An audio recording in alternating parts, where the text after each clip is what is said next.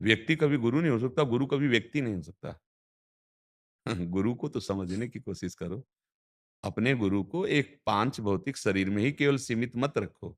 हाँ, ब्रह्मानंदम परम सुखदम केवलम ज्ञान मूर्तिम द्वंद्वातीतम गगन सदसम तत्वमस्यादि लक्ष्यम एकम नित्यम विमल अचलम सर्वधी साक्षिभूतम भावातीतम त्रिगुण रहितम सदगुरुम तम नमामि।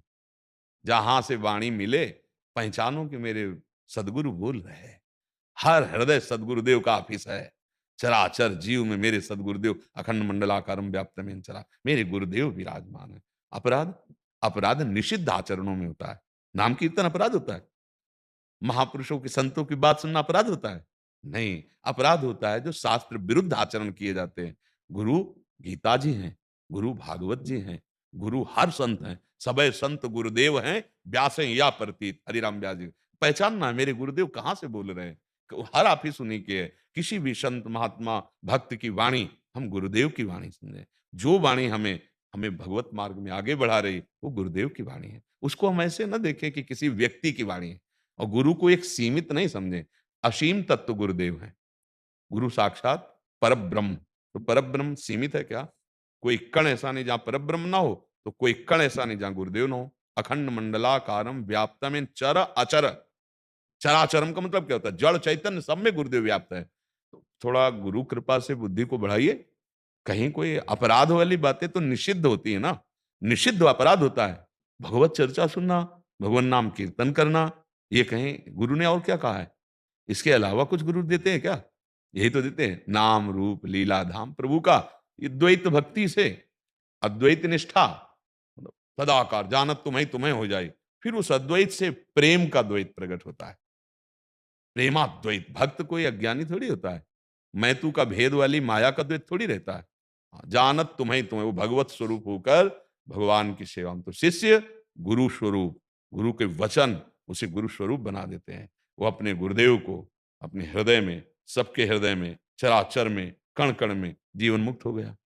गुरुदेव को एक सीमा में बांध देते हैं, फिर राग द्वेष शुरू हो जाता है।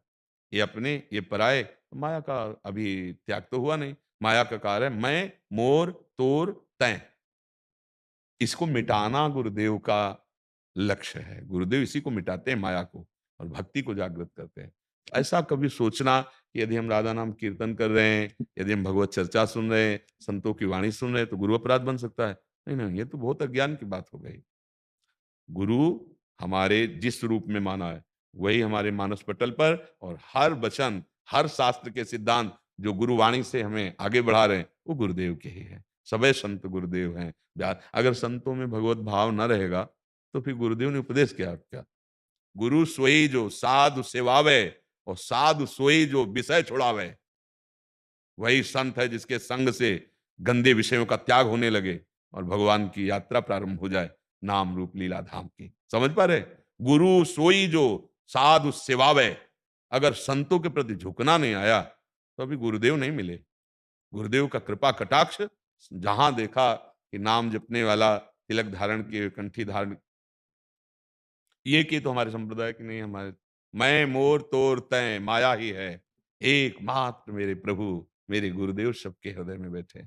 सबको नमन, सबसे प्यार का बर्ताव, यही तो हमारे गुरुदेव सिखाते हैं। सब जीवन सो प्रीति, समस्त जीवों में भगवान विराजमान है, प्रेम पूर्वक। अपराध तो तब बनता है जब हम गुरुवाणी के निषिद्ध आचरण करते हैं, उनके विरुद्ध आचरण करते हैं। ऐसा कभी नहीं सोचना चाहिए।